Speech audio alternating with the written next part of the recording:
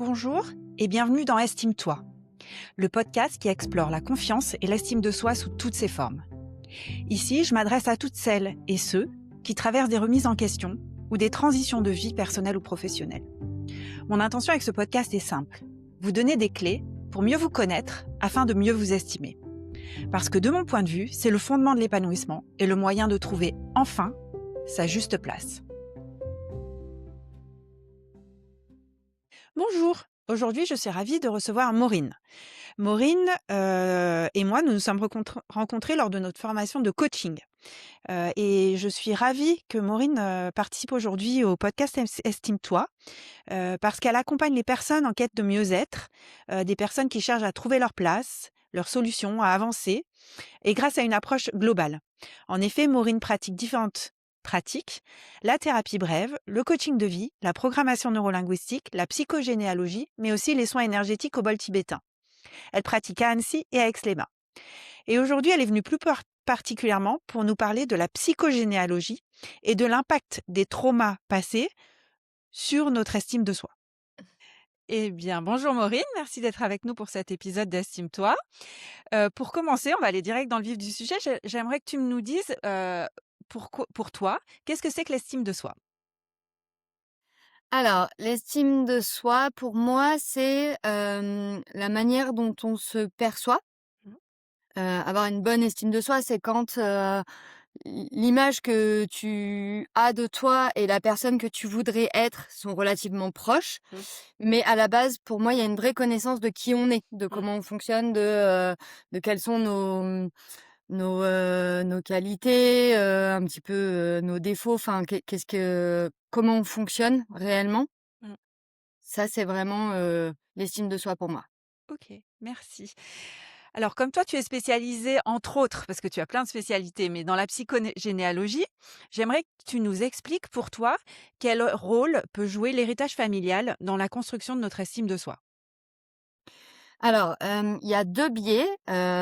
Déjà la thérapie que je fais autour de la psychogénéalogie, c'est vraiment venir découvrir, qu'est-ce qui s'est passé dans la famille, comment, notre famille fonctionne, quels sont les schémas qui existent, qui se répètent, quelles sont les croyances qui sont associées. Les croyances familiales, c'est aussi quelque chose qu'on va, venir, visiter, lors d'un coaching Mmh. notamment. Mais là, on va aller un petit peu plus loin, on va aller un petit peu plus haut que, juste, nos parents et on va souvent se rendre compte que c'est des schémas et des croyances qui viennent, sur plusieurs générations et relativement loin. Plus c'est loin, plus c'est ancré à l'intérieur Mmh. de nous. Donc d'un côté, quand on fait un travail en psychogénéalogie, ça nous amène à comprendre mieux comment on fonctionne et quelles sont nos croyances, qu'est-ce qu'il y a derrière, d'où est-ce que ça vient. Il y en a qui nous appartiennent pas très Mmh. souvent. Donc qu'est-ce qu'on fait de ça une fois qu'on a mis, ces croyances-là, ces choses-là en lumière? Donc ça, c'est le premier biais et le deuxième, eh ben, c'est aussi très important de voir, comment la famille est avec l'estime de soi. Mmh. Pour être très clair, finalement, si vos parents vous apprennent pas à vous estimer, il y a peu de chances qu'arrivé à l'âge adulte, vous ayez toutes les billes pour, vous sentir bien de vous avec vous-même. Mmh. Donc c'est aussi des choses qu'on regarde, comment est-ce qu'on transmet ce genre de schéma de est-ce qu'on a confiance en soi dans la famille? Est-ce que les femmes ont confiance en elles? Est-ce que les hommes ont confiance en eux? Comment est-ce qu'on interagit avec les autres et cetera et cetera. OK.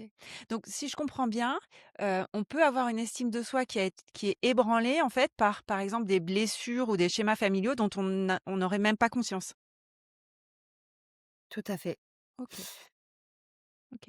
Et tu aurais un exemple, par exemple, d'un cas où, la prise de conscience, par exemple, tu vois, de ce type de schéma ou d'une croyance, pourrait avoir aidé la personne à prendre conscience que, voilà, les croyances qu'elle avait ne lui appartenaient pas et impactaient son estime de soi?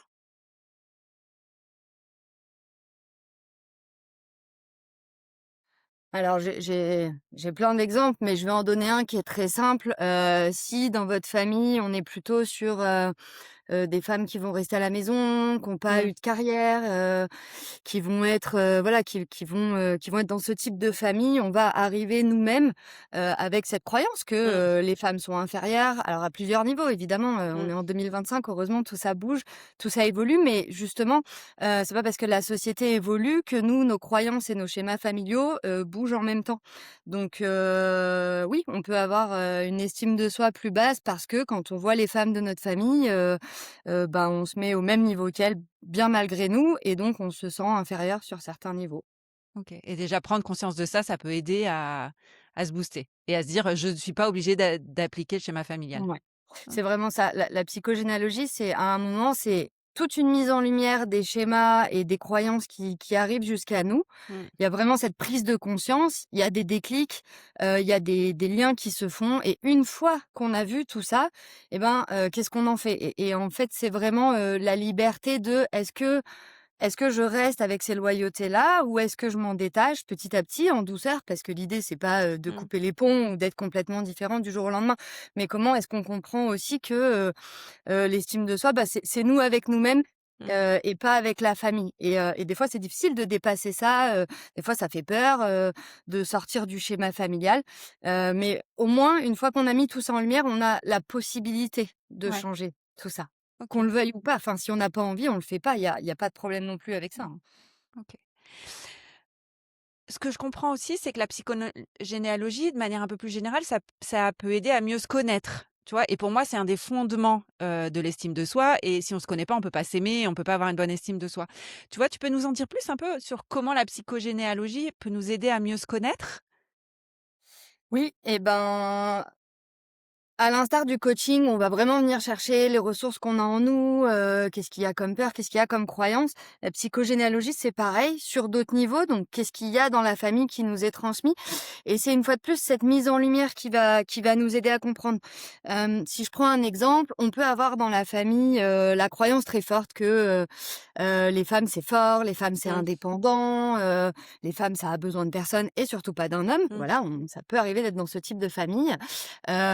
Et ça souvent c'est des croyances qu'on connaît, qu'on sait, puis on est contente d'être comme ça.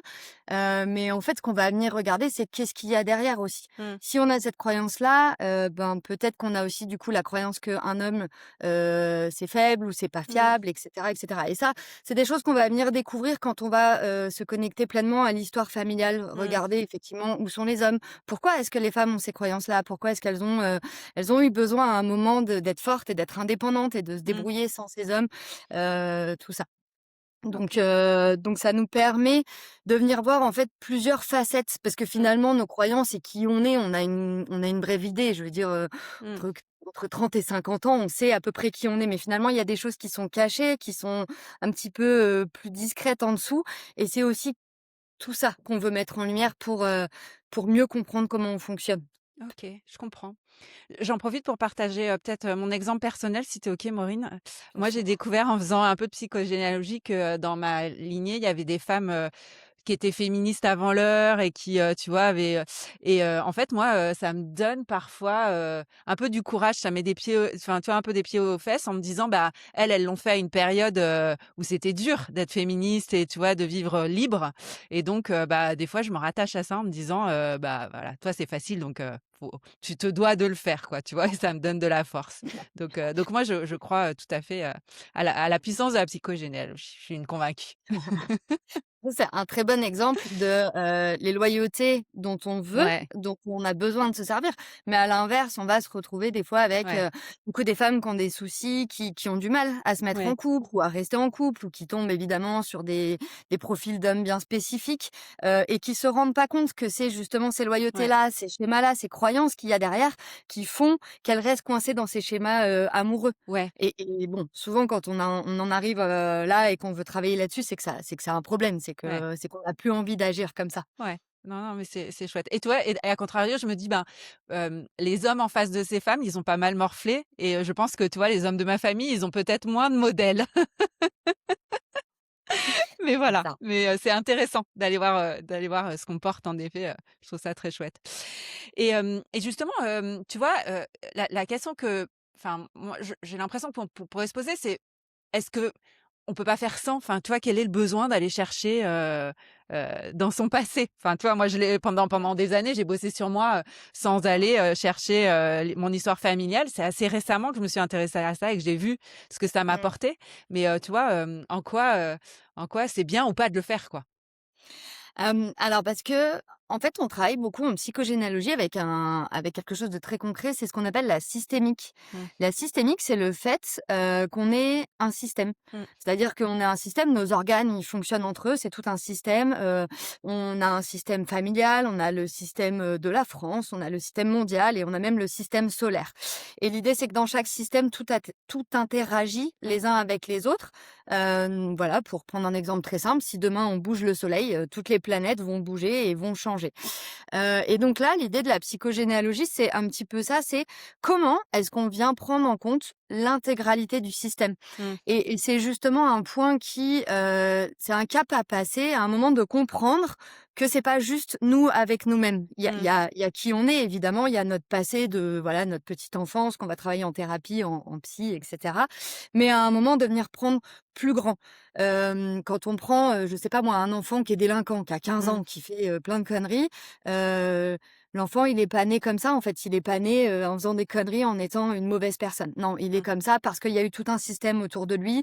Il a grandi dans des HLM, il a grandi à la cité, ses parents étaient pas disponibles, il travaillait, il a décroché à l'école et c'est tout ça qui fait qu'aujourd'hui il est Mmh. cette personne. Et ben là, c'est exactement la même chose. C'est nous, on est qui on est aujourd'hui, bien évidemment grâce à tout ce qu'on a vécu, mais aussi parce qu'il y a tout le système autour. Parce que toute la famille autour nous a, façonnés d'une manière ou d'une autre. Et sans toutes ces personnes, si on en enlevait juste une, on n'existerait pas, tout Ouais. simplement. Donc c'est OK. vraiment une façon de venir regarder plus grand, plus loin, de mettre plus d'éléments pour voir tout ce qui se passe. Et à quoi ça sert de mettre, tous ces éléments en face? Parce qu'on pourrait me dire: «Oui, bah, c'est se rajouter encore des Mmh. problèmes».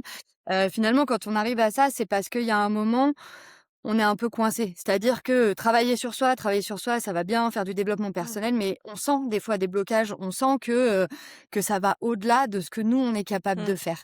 Et du coup, c'est en venant regarder plus loin, apaiser des choses sur les lignées, parler avec la famille, découvrir, s'intéresser, se connecter. C'est vraiment avec ça qu'on va avoir d'autres, c'est vraiment d'autres façons de Mmh. travailler, des nouveaux éléments face à une problématique.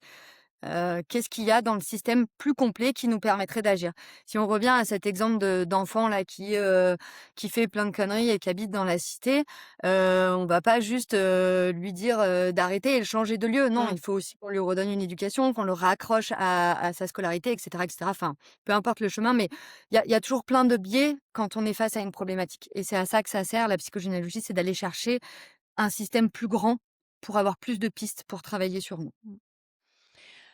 Donc, merci, Maureen. Comme tu le sais, moi, dans ce podcast, j'essaie de donner des clés à ceux qui doutent d'eux et avec toi, j'aimerais par exemple, que tu leur donnes un conseil, à des personnes qui, par exemple, auraient l'impression que leur histoire familiale est un vrai fardeau dont ils n'arrivent pas à se libérer, tu vois? Et qu'ils ont l'impression de tirer ce boulet derrière eux, de manière, sans fin, quoi. Ouais, alors j'ai beaucoup de personnes qui justement arrivent en me disant: «Je veux me détacher» ou alors, Mmh. encore mieux, la phrase la plus fréquente, c'est: «Non mais c'est bon, mon histoire familiale, de toute façon, j'ai coupé les ponts avec toute ma famille, donc il y a plus de problème». J'en ai beaucoup, j'aime Je beaucoup vois pas du tout de quoi éviter. tu parles. C'est pas parce qu'on va couper les liens, factuels avec sa famille aujourd'hui on va couper toutes ces croyances, toute l'éducation, tous ces Mmh. schémas, tout ce qui nous est transmis par la génétique, par Mmh. l'épigénétique. On est évidemment relié à sa famille bien plus profondément que par nos liens Mmh. sociaux.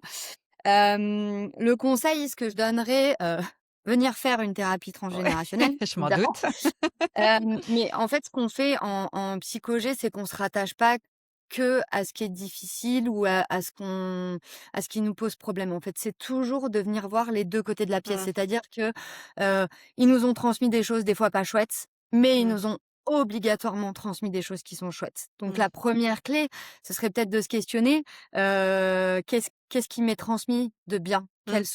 Quels sont mes outils, que j'ai grâce à eux? Mmh. Même quand c'est difficile, parce que des fois il y a de la colère, il y a de la tristesse face à cette famille, à cet héritage qui est pas toujours, léger, Mmh. c'est le cas de le dire. Mais finalement, c'est avec beaucoup de bienveillance qu'il faut venir, travailler en psychogénéalogie, ouvrir la famille. On Tout le monde a vécu des choses, et si aujourd'hui ces transmissions, elles en sont là, c'est aussi parce que, il y a eu des guerres, il y a eu des Mmh. migrations, il y a eu des choses pas faciles qui font que ces transmissions, des fois, ne sont pas légères. Mmh. Voilà. OK. Donc ne pas hésiter à aller regarder dans son passé, mais ne pas se focaliser sur le négatif, regarder aussi le positif. Ouais. L'exercice très simple que je fais faire souvent au début, c'est de prendre, ces 3 qualités, ces 3 défauts, Mmh. celles qu'on a nous, et de venir voir qui nous a transmis ça. Ouais. Et c'est assez bluffant à chaque fois. C'est difficile, hein, de venir, déjà chercher ses qualités, ses défauts, mais des fois ça coûte aux gens de Ouais. venir dire: «Ah, cette qualité, c'est quand même ma mère». Même si en paix, je lui parle Ouais. plus et je suis pas d'accord, et cetera, et cetera. Ouais. OK. Ouais, très très intéressant et ça, c'est un exercice qu'on peut faire, seul, en fait?